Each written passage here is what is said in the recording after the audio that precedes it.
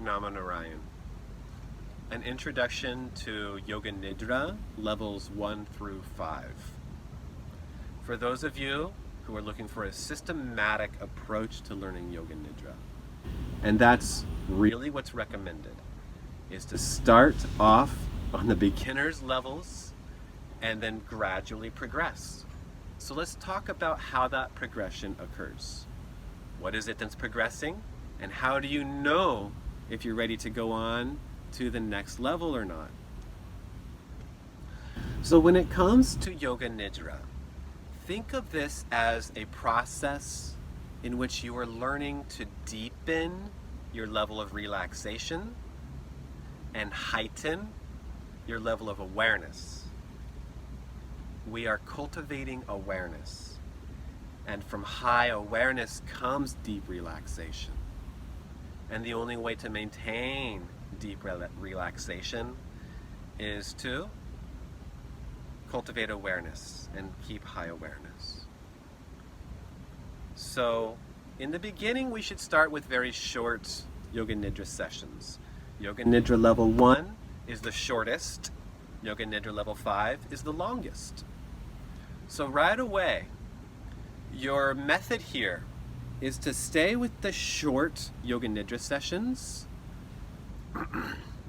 until you can remain awake and alert without micro-sleeping or without totally falling asleep for the entire session.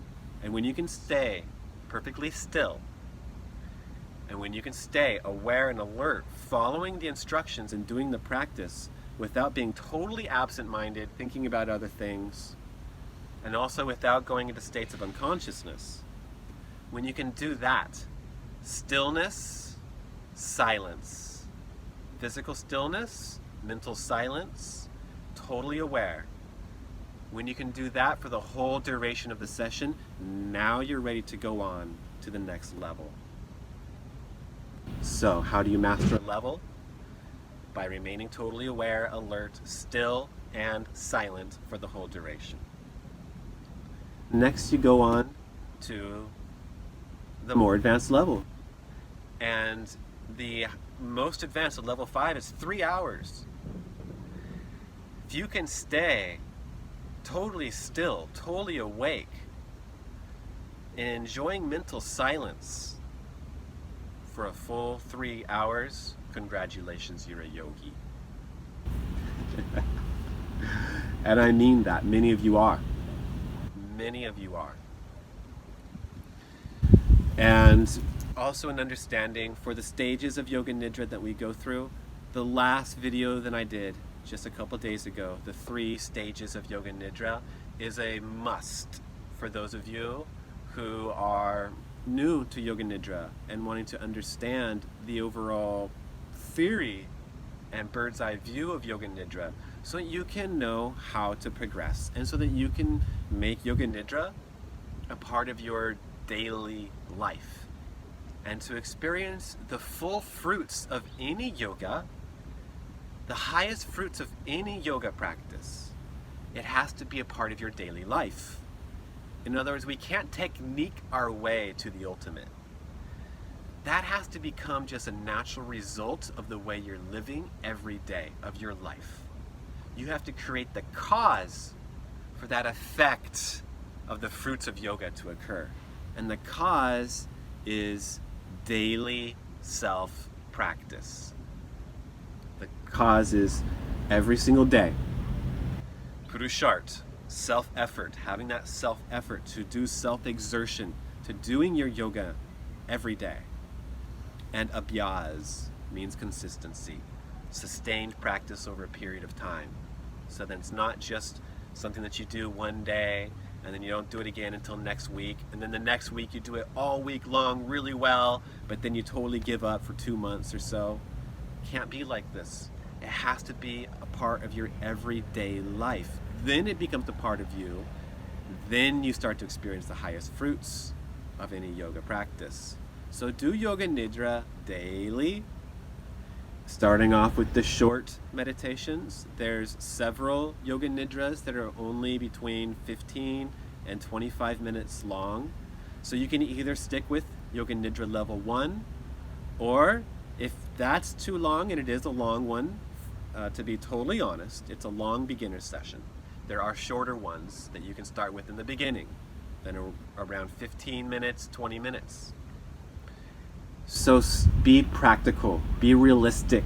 Give yourself realistic, attainable goals so that you can make steady, continued progress. And in this way, we start to develop more physical relaxation. If you fall asleep in the beginning, that's fine. Stick with it. It's fine. In fact, we need that as we're learning to release the habitual nervous tension that we store with us in our nervous system, our neuromuscular system. As we learn to release that, we go to sleep as a defense mechanism, right? We talked about this in the last video. We go to sleep so that energy now that's being released, that nervous energy now, because you're relaxing for the first time really deeply, instead of it overwhelming you, your mind just says, nope, shut down, go to sleep. And that's fine in the beginning. Don't worry about it. You'll find after doing Yoga Nidra daily for a while, you'll find that you have more energy. You'll find that you have less hang-ups. You'll feel that your inner state is more buoyant. You have more self-born joy. You're able to enjoy the bliss in the moment, the bliss between two thoughts, easier. Because you're getting this nervous tension out. You're enjoying deeper rest than usual. And you will gradually make progress this way so that you're able to stay awake for longer during states of deep relaxation. And that's like the most basic objective in Yoga Nidra, is we're learning how to stay awake as we go into deeper states of relaxation and as we go into the deeper states of the mind, from the conscious to the subconscious to the unconscious, while remaining awake. Usually, we're only awake for the first of those three. We only know how to remain awake in the waking state. But you can remain awake in the subconscious mind, and you can remain awake in the unconscious mind when there's no mind at all. You can be awake for that. And that is what we are developing here in Yoga Nidra. So see Yoga Nidra as a way of cultivating awareness, and be very forgiving with yourself. If you do move during Yoga Nidra, you have to scratch, you have to itch. Okay, it's not the end of the world. Just go right back into stillness. If you do catch your mind off wandering and you're not observing inner silence, fine, it's okay. Try to notice when that happens and bring yourself back to the present moment. Have this gentle approach with yourself. Right? If you think about the way that you train a wild animal, you have to do it slowly and gradually over time. And the mind is a wild beast for most of us indeed. So we have to have a gentle approach. Befriend your mind. Befriend your mind. And you'll start to be able to enjoy more and more inner silence, calmness, even-mindedness, serenity, tranquility, and just that bliss of the no-mind state in sleepless sleep. Yoga Nidra.